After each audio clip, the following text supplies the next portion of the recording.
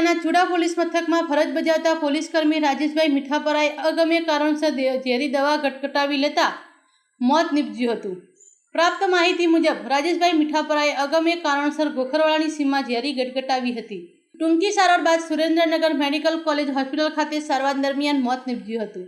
રાજેશભાઈ મીઠાપરાનું મોત નીપજતા પરિવારમાં પર હાથ તૂટી પડ્યું હતું અને રાજેશભાઈ પોતે પરિવારનો આશરો હતા। મૃત્યુના સમાચાર સાંભળતા પરિવાર શોકમગ્ન થઈ ગયો હતો।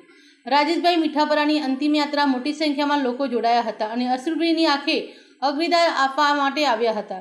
રાજેશભાઈ મીઠાપરાએ કયા કારણોસર દવા ગટકાવી હતી તેનું ચોક્કસ કારણ હજુ સુધી બહાર આવ્યું નથી। સમગ્ર ઘટનાને લઈને પોલીસ બેડામાં શોકનું મોજું ફરી વળ્યું છે। પોલીસે તપાસનો ધમધમાટ શરૂ કર્યો છે, પરંતુ હજુ સુધી કયા કારણોસર આત્મહત્યા કરી લીધી તેનું કારણ અકબંધ રહ્યું છે। Bureau report, Bharatsinh Parmar, Surendranagar.